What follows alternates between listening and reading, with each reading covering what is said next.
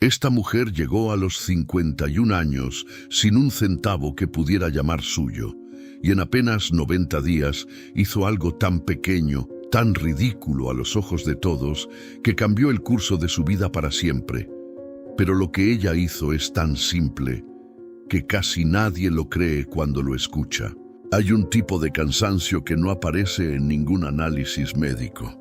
No es el cansancio de trabajar mucho, no es el cansancio de dormir poco, es el cansancio de vivir para todo el mundo menos para una misma. Es levantarse a las 5 de la mañana y saber que el primer pensamiento del día ya le pertenece a otra persona. Al hijo que necesita dinero para la escuela, a la suegra que llama antes de las 6, al jefe que ya mandó un mensaje por el celular, a la vecina que prometió ayudar con algo que ya no recuerda bien. Ese cansancio no se cura con vacaciones, porque las vacaciones de una mujer así tampoco son suyas. Si usted está escuchando esto ahora mismo y siente que hay algo dentro de su pecho que reconoce lo que acabo de decir, entonces esta historia es para usted. Porque lo que voy a contar no es un cuento de hadas, no es una historia de millonarias con casas grandes y viajes al extranjero. Es la historia de una mujer común, con manos cansadas y corazón partido, que aprendió algo que las mujeres más ricas del mundo ya saben desde hace generaciones, y que nadie jamás le había enseñado a ella. Quédese hasta el final, porque la última parte de esta historia es la que más duele y la que más libera. Se llamaba Remedios Castillo, 51 años, empleada doméstica en una colonia de clase media en Guadalajara, México. Llevaba 22 años limpiando casas ajenas, 22 años pasando el trapeador por pisos que no eran suyos, lavando ropa de familias que la saludaban por su nombre, pero nunca le preguntaban cómo estaba de verdad. Tenía las manos gruesas de tanto detergente. Las rodillas le dolían los jueves, que era el día que le tocaba fregar los baños de la señora Patricia, una mujer de 40 años que usaba 4 toallas distintas en un solo día y nunca entendió por qué eso le parecía a Remedios un lujo de otro mundo. Remedios vivía en una colonia popular al oriente de la ciudad, en una casa de 2 cuartos que compartía con su hija Valeria, de 26 años. Y el novio de Valeria, que llevaba 8 meses sin trabajo y prometía buscar todos los lunes que nunca llegaban a nada concreto. Tenía un sueño, uno solo, tan específico que daba pena decirlo en voz alta. Ella quería un cuarto propio, no una casa grande, no un carro nuevo, solo un cuarto con llave, un cuarto donde pudiera cerrar la puerta y que nadie entrara sin tocar. Un espacio que fuera completamente suyo, aunque fuera pequeño, aunque tuviera una sola ventana, aunque la cama fuera sencilla. Ese era su sueño, y llevaba 12 años soñándolo sin avanzar ni un paso. Cada quincena llegaba el dinero y cada quincena desaparecía antes de que ella pudiera contarlo con calma. La renta, la comida, el gas, el celular de Valeria, el préstamo de la señora del trabajo que le había dado algo en un momento difícil, los medicamentos para la presión que empezó a tomar a los 48, y siempre, alguien con una necesidad más urgente que la suya. Remedios nunca se quejaba. Eso era lo que más la enorgullecía, y aunque ella no lo sabía todavía, era también lo que más la estaba destruyendo. El quiebre no llegó de golpe, llegó como llegan las cosas que realmente cambian una vida, despacio, disfrazado de algo pequeño. Fue un martes de febrero. Remedios llevaba 3 semanas ahorrando de a poco, escondiendo monedas y billetes pequeños en una lata de café que guardaba debajo de su cama. Era la primera vez en años que lo intentaba. Había juntado 800 pesos, que para ella representaban algo enorme, algo casi sagrado. Cada billete guardado era una pequeña victoria sobre el agotamiento. Ese martes, Valeria entró al cuarto sin tocar. Remedios estaba en el trabajo. Cuando regresó esa noche, la lata estaba sobre la mesa, vacía. Valeria la estaba esperando sentada en la cocina con una expresión que mezclaba culpa con justificación. Esa combinación que solo saben hacer las personas que saben que hicieron algo mal, pero ya decidieron que estaban en su derecho. Mamá, necesitaba para el gas y para la comida. Ya te lo repongo. Remedios no dijo nada. Se sentó, miró la lata y sintió algo que no era exactamente enojo. Era algo más profundo y más frío. Era la sensación de que nunca, nunca en su vida iba a poder tener algo que fuera solo de ella. Esa noche no lloró. Eso fue lo más aterrador. Ya no tenía lágrimas para eso. Ya lo había normalizado tanto que ni siquiera le dolió de la forma en que debería haber dolido. Y esa ausencia de dolor era la señal más clara de todo. Se había vaciado por dentro sin darse cuenta. Las semanas siguientes fueron peores, porque Remedios tomó una decisión silenciosa y terrible. Dejó de intentarlo. ¿Para qué guardar si de todas formas alguien tomaba? ¿Para qué soñar si el sueño ni siquiera podía sobrevivir debajo de su propia cama? Empezó a llegar al trabajo más callada. La señora Patricia le preguntó una vez si estaba enferma. Remedios dijo que no, que era el clima. Pero no era el clima. Era que había decidido, sin decírselo a nadie, que el cuarto propio era un sueño que no era para mujeres como ella. Entonces llegó marzo, y con marzo llegó algo que ella no esperaba. La señora Patricia la llamó a la sala un miércoles por la mañana. Remedios pensó que iba a pedirle que limpiara algo extra, pero la señora Patricia la miró con una expresión rara y le dijo que a partir del mes siguiente ya no iba a necesitar sus servicios, que iban a mudarse a otra ciudad, que lo sentía mucho, que le daría una semana más de pago como gratificación. Una semana, por 22 años de trabajo. Remedios salió de esa casa ese miércoles con las piernas temblando. Se paró en la esquina, miró la calle, y por primera vez en mucho tiempo sintió que el suelo debajo de sus pies no era firme, que podía hundirse ahí mismo, en esa banqueta gris, en esa colonia que no era la suya, sin que nadie se diera cuenta.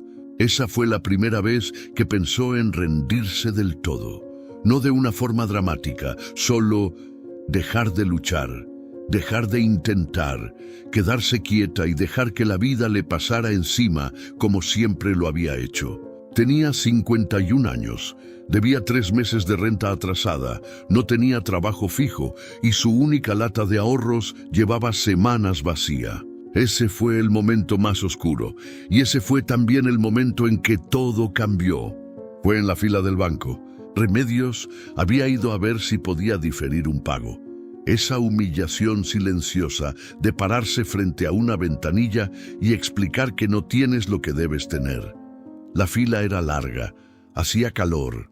El número que le dieron decía 117 y en la pantalla marcaba 89. Se sentó en una de las sillas de plástico naranjas que huelen a institución y a espera.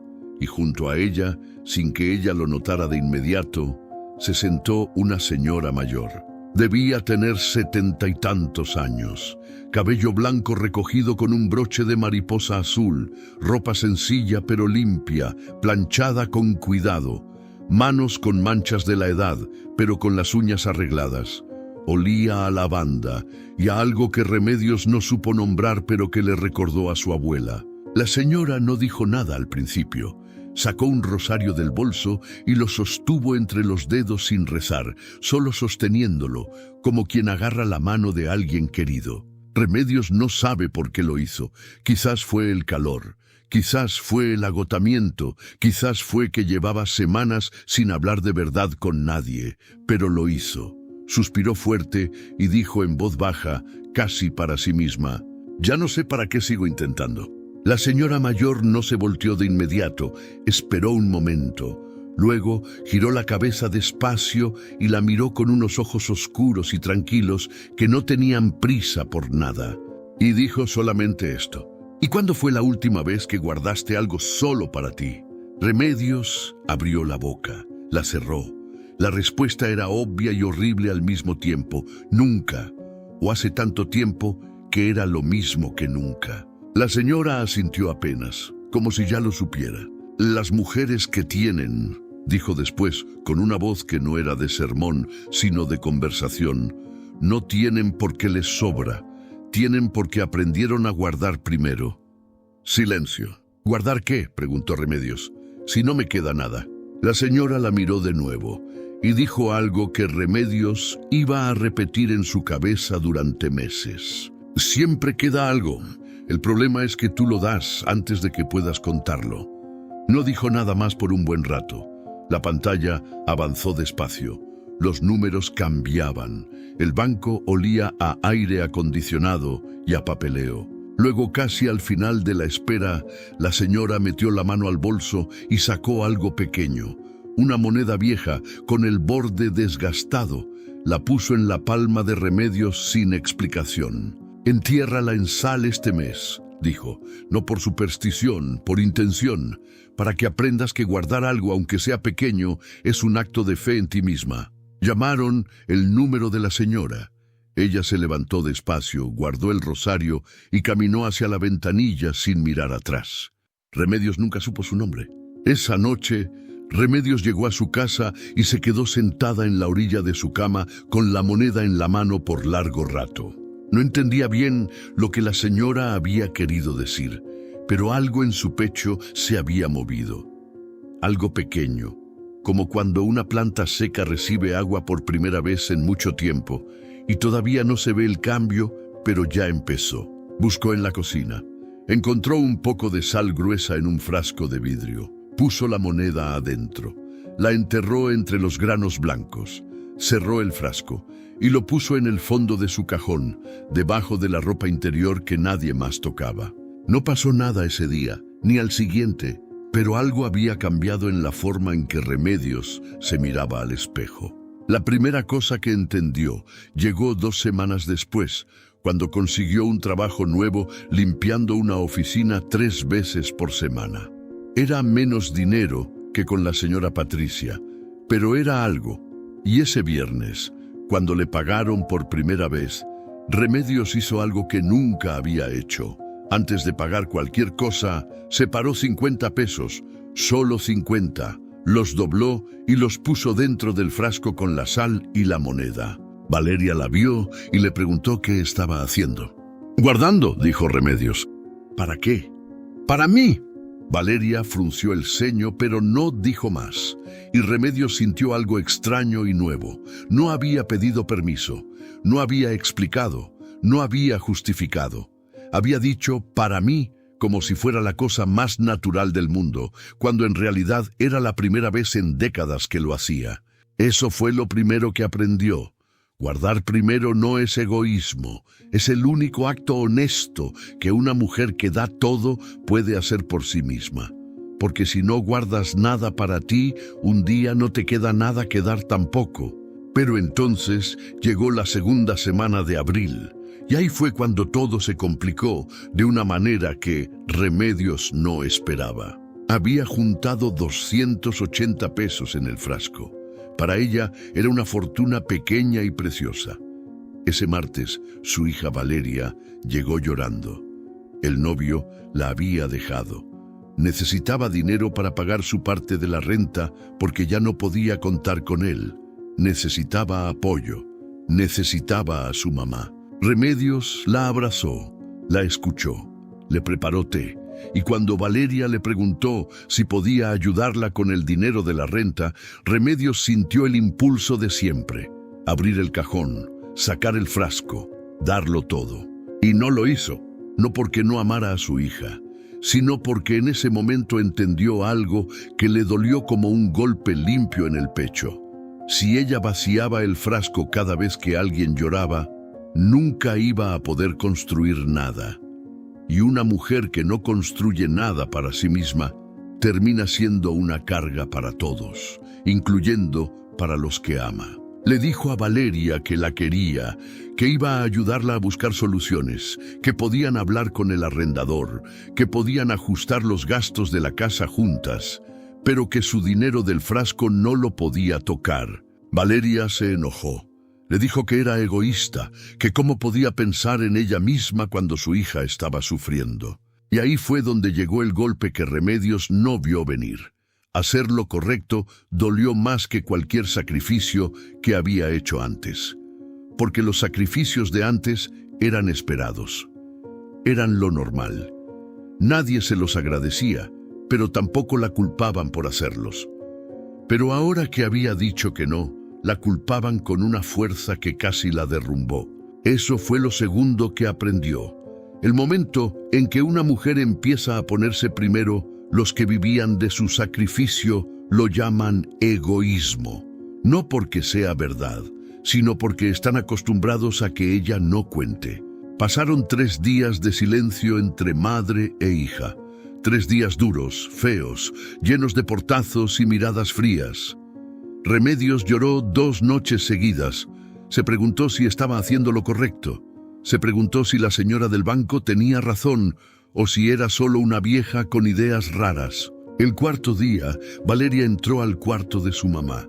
Se sentó en la orilla de la cama y dijo: «Hablé con el arrendador. Me dio 15 días. Voy a buscar trabajo esta semana». Fue lo más maduro que Valeria había dicho en años. Remedios no dijo «te lo dije», solo la abrazó, y las dos lloraron juntas, pero de otra manera, de una manera que limpiaba en vez de ahogar. Entonces llegó mayo, y con mayo llegó algo que Remedios tampoco esperaba. Consiguió un trabajo extra los sábados. Una señora mayor en una colonia mejor pagaba bien por ayuda en casa. Remedios llegó el primer sábado dispuesta a trabajar con la misma entrega de siempre. Pero esta señora, desde el primer momento, le preguntó cómo prefería que le llamaran. Le preguntó si quería agua antes de empezar. Le preguntó si había algo que prefiriera no hacer por alguna razón de salud. Remedios no supo qué responder. Nadie le había preguntado eso nunca. Y en ese momento entendió la tercera cosa. La forma en que una mujer permite que la traten enseña a los demás cómo tratarla. No porque sea culpa de ella si la maltratan, sino porque cuando ella misma no se valora, lo comunica sin palabras, y el mundo simplemente le cree. Remedios empezó a llegar a sus trabajos de manera diferente, no servil, no enojada, simplemente presente, con la espalda derecha, pidiendo las cosas con claridad, diciendo cuando algo no le parecía justo, con calma pero sin miedo. La señora nueva la recomendó con 2 amigas en junio. Fue en junio también cuando llegó el momento más oscuro de todo, el que casi acaba con todo lo que había construido. El novio de Valeria regresó, y con él regresó la dinámica de antes, gastos compartidos que no eran compartidos, promesas que no se cumplían y una presión silenciosa sobre Remedios para que volviera a ser el colchón económico de toda la casa. Un domingo por la noche, Remedios abrió el frasco, contó el dinero. Eran 2.400 pesos, lo más que había tenido en años. Lo miró por mucho tiempo y entonces escuchó desde la sala la voz del novio de Valeria riéndose de algo en el teléfono, sin trabajo, sin prisa, sin vergüenza. Remedios cerró el frasco, lo guardó y tomó una decisión que le costó más que cualquier otra cosa que había hecho en su vida. Habló. Le dijo a Valeria esa misma noche que las reglas de la casa iban a cambiar, que cada quien pagaba su parte, que ella ya no era el banco de nadie, que los quería, pero que su amor no incluía destruirse a sí misma. Valeria lloró. El novio se molestó. Hubo una semana muy difícil, pero nadie se fue y las cosas cambiaron. Eso fue la 4ª lección. Poner límites no destruye el amor, a veces lo salva. Porque el amor que solo sobrevive cuando tú te borras a ti misma no era amor, era dependencia disfrazada de cariño. Y la 5ª cosa la aprendió en julio, cuando ya tenía 3.200 pesos en el frasco y empezó a buscar cuartos en renta. Encontró uno, pequeño, con una ventana que daba a un patio interior. Tenía una cama sencilla, un baño compartido con otra inquilina y una puerta con llave. Cuando giró esa llave por primera vez y la puerta se abrió hacia adentro, Remedios se quedó parada en el umbral. No entró de inmediato, solo se quedó ahí mirando ese cuarto pequeño y silencioso y sintió algo que no había sentido en tanto tiempo que casi no lo reconoció. Sintió que existía. Eso fue lo último que aprendió. Un espacio propio no es un lujo, es la prueba física de que una mujer se cree merecedora de ocupar lugar en el mundo. Y sin esa creencia, todo lo demás, el trabajo, el amor, los sueños, flota sin raíz. Remedios no se mudó de inmediato. Siguió viviendo en la casa con Valeria durante 2 meses más, mientras juntaba lo suficiente para pagar la renta del cuarto y tener un colchón de emergencia. Pero algo había cambiado de raíz. La diferencia era visible para cualquiera que la conociera. Sus compañeras de trabajo lo notaron primero. Una de ellas, Graciela, que llevaba años trabajando en la misma colonia, le preguntó un día qué había hecho diferente, porque se veía distinta. Remedios no supo explicarlo bien, solo dijo que había empezado a guardar. ¿Guardar qué? Primero para mí.